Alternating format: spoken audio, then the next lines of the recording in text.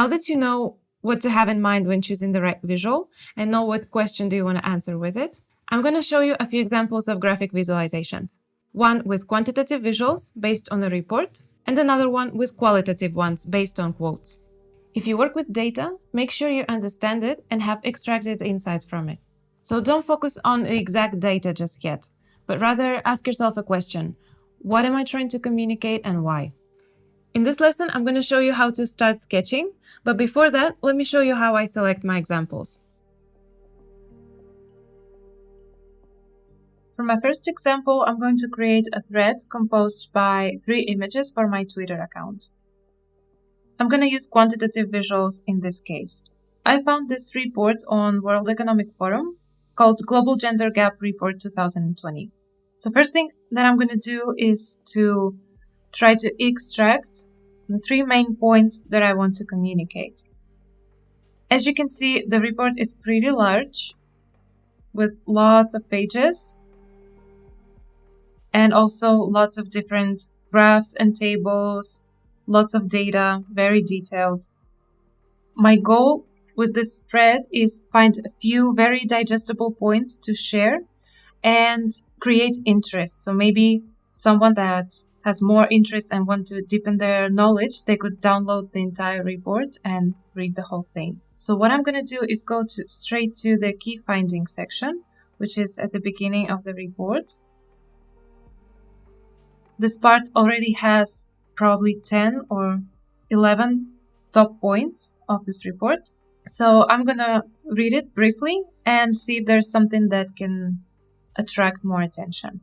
So first thing that I saw is this part here that says 101 of the 149 countries covered both this year and last year have increased their scores.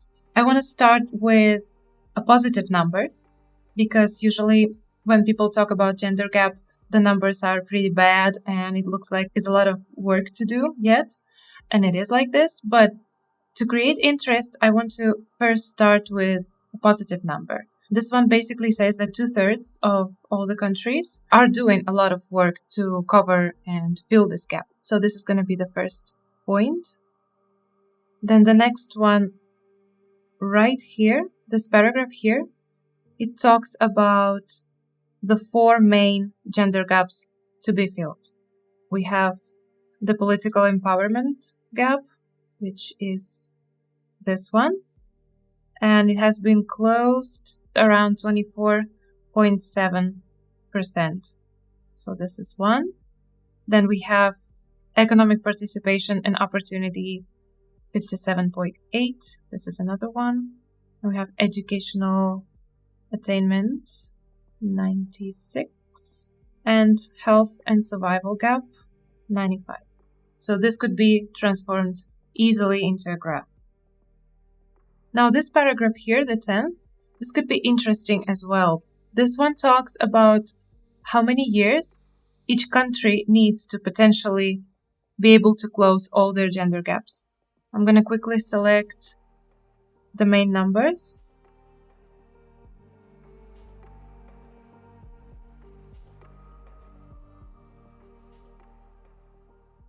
And that's it. We have 1, 2, 3, 4, 5, 6, 7, 8. 8 countries. Perfect.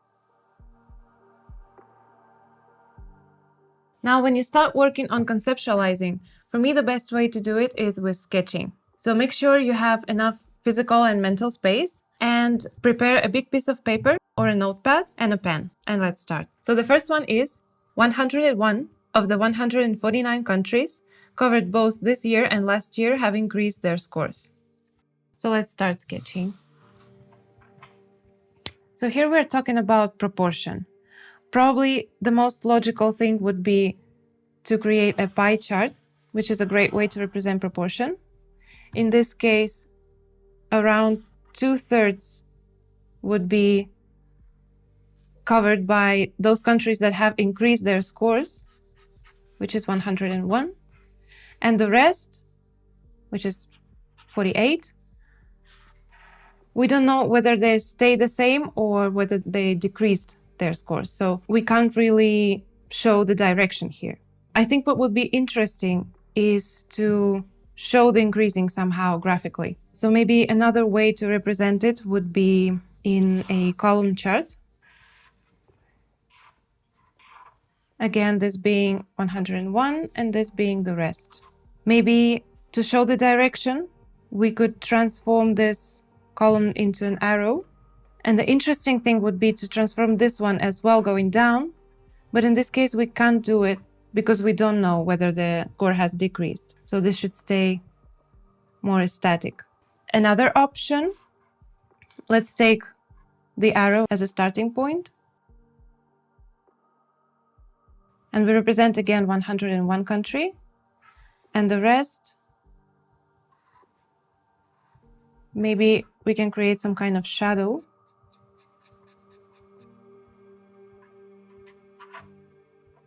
Representing the rest of the countries. So that would be probably the first idea that I want to explore in the next step. Now let's take another direction. We have explored already the proportion and the direction. Another thing that we can think about as we're talking about gaps is how do we represent a gap visually? In my case, as I talk about gaps, it should be an empty space. So you will probably see a lot an image that looks something like this. In the horizontal space, they often draw something like two opposite cliffs. It looks like this. And an empty space in between. Sometimes there's a bridge or someone jumping or maybe like another bridge that looks something like this. So maybe there's something that we can take from this visual. In my case, I don't want to draw a cliff like this, like looking very natural. I just want to use very basic shapes so you can create this visual in any software that you want. So maybe let's try with something like this.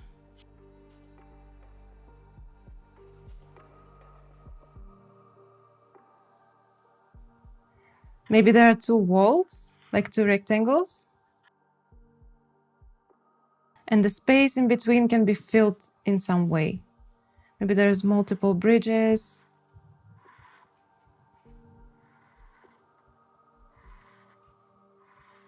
And they can be filled in different proportion. So like something like this. Maybe another thing that I can do is to start playing with negative space. So I know that for Twitter, I will need a horizontal image that looks something like this. And maybe I can cut away a space. I'm not applying any color in this step, but I think that if I start to visualize how I'm going to create the real visual in the software, I know that applying the color would highlight something. So even if you see it very flat right now, it might look different after. So I have this empty space in the middle, and I'm going to start to fill it up like a glass of water up until here, which is about 2/3. And this would represent 101 countries. And this, the rest.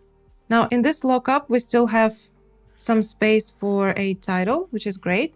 And I think this would be the second idea for this chart. Now, my second point would be to represent the 4 largest gender gaps existing right now. All of them have percentages and they go from the least closed one to the most closed one. So let's first try with horizontal bars.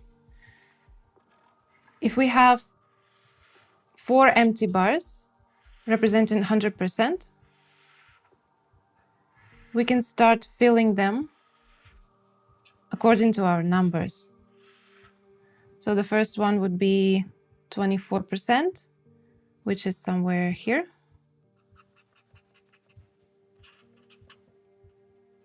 The second one is 57. And then there's 96, which is almost closed.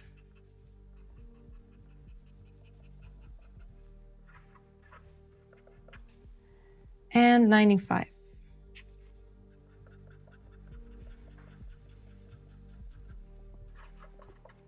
Now, this kind of graph would work perfectly in a horizontal space, but maybe it doesn't represent really the concept of a gap. So I'm going to have it like a first option, but I'm going to try to push it a little bit further. What I'm going to take from these two options for the first graph is the concept of a bridge, and maybe create this shape, which is basically the same bar, but in a more circle shape. And I'm going to use the same principle, just filling it up until 24. Then I have another one to the middle.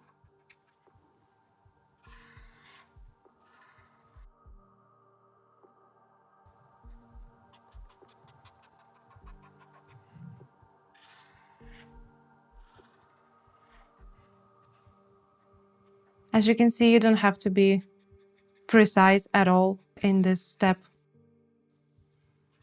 It's just a matter of laying your ideas into a paper and see what comes out. So this one is horizontal as well, but let's see if this can work in my image for Twitter, how I can create a layout. So if I leave some space here for the title, I can do it like this.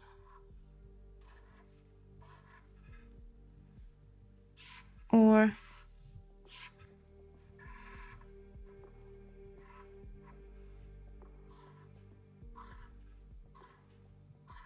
like this. I actually like this idea. I think I'm going to go with it because not only does it represent the feeling of a gap, but it also reminds me of a speedometer, which goes as well from left to right, and it kind of shows speed, and I like this concept being present here as well. So this is going to be my second option. Now for my third example, I have several countries, and I have a number of years that each of them will spend to potentially close all their gaps. We have 8 countries. So first things that comes to my mind is the concept of a timeline as we talk about time and years. So maybe there's one timeline for each country representing the total of 170 years, for example, which is the top. And I can start placing them according to the number of years. So the first one would be 54 years, which would be somewhere here. Then another one, 59, and so on. Now, the problem with this one is that actually 8 countries would occupy a lot of space and it's going to look more vertical than horizontal. So what if I try to put all the countries on just one timeline?